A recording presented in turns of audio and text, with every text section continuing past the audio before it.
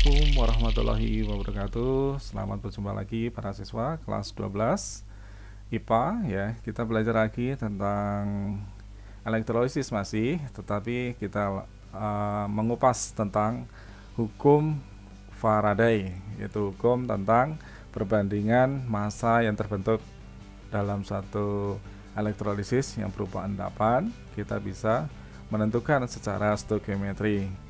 Ini dikemukakan oleh Michael Faraday. Saksikan penjelasan dari saya tentang hukum Faraday 1 dan Faraday 2. Selamat belajar. Bertemu lagi dengan kimia. Ini kita membahas satu lanjutan dari elektrolisis, yaitu tentang hukum Faraday yang dikemukakan oleh Michael Faraday. Oke, inilah sosok dari Michael Faraday yang mengemukakan tentang massa zat yang ada dalam elektrolisis yang dituangkan dalam hukum Faraday 1 dan hukum Faraday 2. Ya, berawal dari percobaan pada suatu peristiwa elektrolisis dengan arus dan waktu tertentu menghasilkan suatu endapan. Kemudian variabel arus ini dinaikkan 2 kali lipat misalnya ya. Dinaikkan, setelah arusnya dinaikkan, waktunya masih tetap, ternyata endapannya adalah lebih besar. Jadi semakin banyak arus yang ditambahkan, maka endapannya makin banyak. Lalu dilakukan percobaan lagi, ketika arusnya sama, kemudian waktunya itu ditambahi, arusnya ya, ditambahi, maka ini juga akan menghasilkan lebih banyak dari yang semula. Dari peristiwa ini, maka Michael Faraday dia mengemukakan bahwa yang namanya arus listrik yang dialirkan kepada sel elektrolisis dalam jangka waktu tertentu itu menimbulkan perubahan massa zat, yang artinya bahwa hubungan antara arus listrik dan waktu serta massa yang dihasilkan adalah setara atau berbanding lurus ya. Jadi hukum Faraday 1 itu mengemukakan bahwa massa zat yang dihasilkan pada suatu elektrode selama proses elektrolisis berbanding lurus dengan muatan listrik yang digunakan ya. Nah, jadi di sini ada muatan listriknya ya. Di sini ada muatan listrik ya, yang digunakan dalam jangka waktu tertentu. Itu menyebabkan perbandingan. Nah, jadi massa zat atau kita singkat W atau weight atau berat itu ketika di dalam elektrode itu tergantung dari jumlah elektron atau jumlah mol elektron yang dialirkan. Nah, di dalam elektron ini tentu saja ada muatan listrik ya. Masih ingat kan bahwa adanya elektron pasti menyebabkan adanya muatan listrik atau Q dengan satuan Coulomb. Nah, jadi menurut Faraday bahwa massa zat setara atau berbanding lurus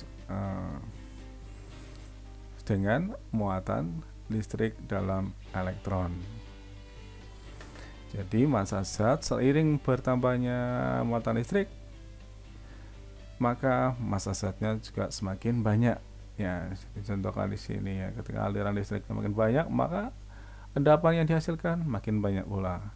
Ya, jadi di sini disimbolkan W setara dengan Q atau sebanding dengan Q. Artinya bahwa semakin naiknya W maka juga naiknya Q ya.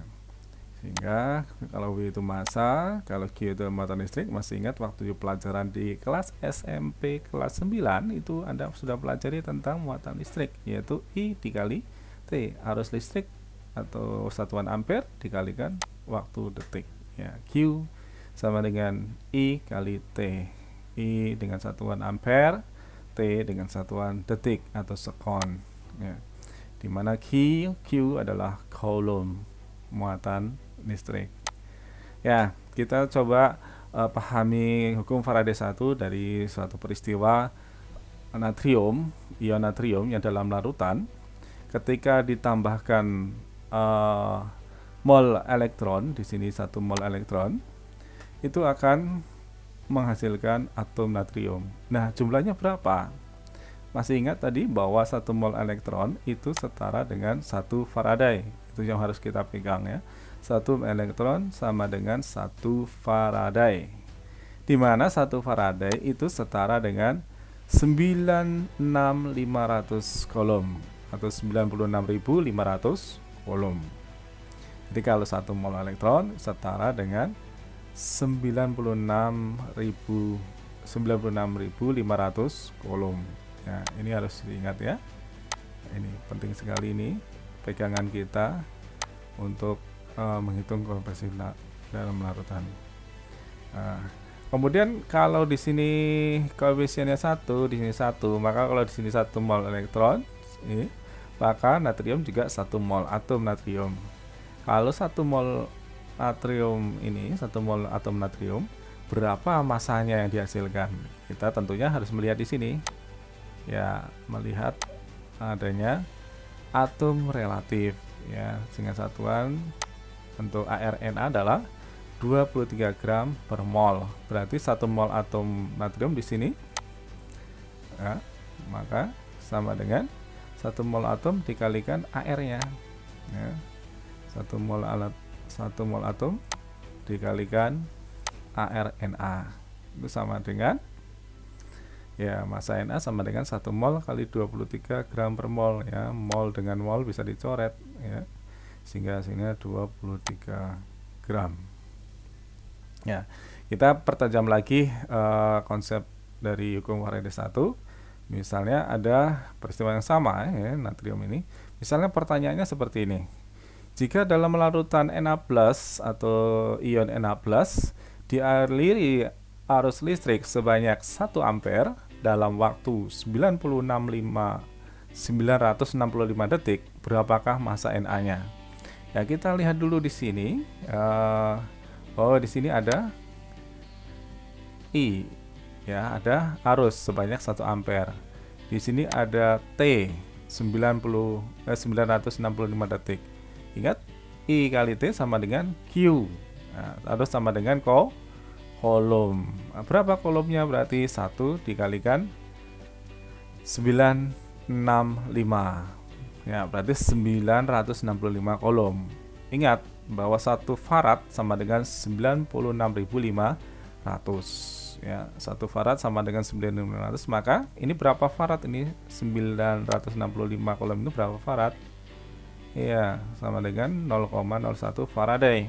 Dari mana dapat 0,01? Yaitu dibangun dengan cara 965 ini ya, 965 itu dibagi jumlah 1 Faraday itu sama dengan 96.500 ya, atau 96.500, sehingga dihasilkan 0,01 Farad.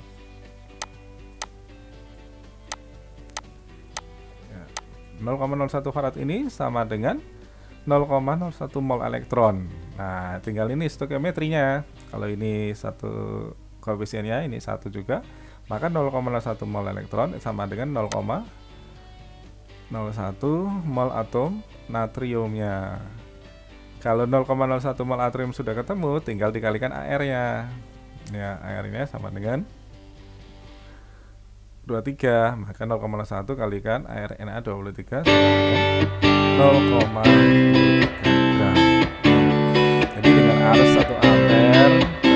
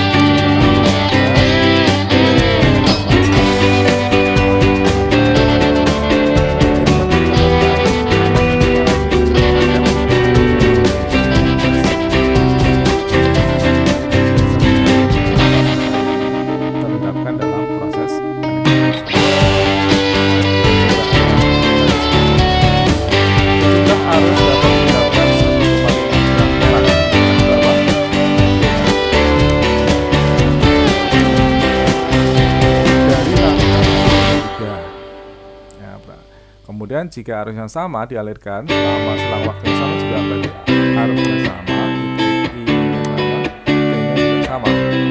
Maka dalam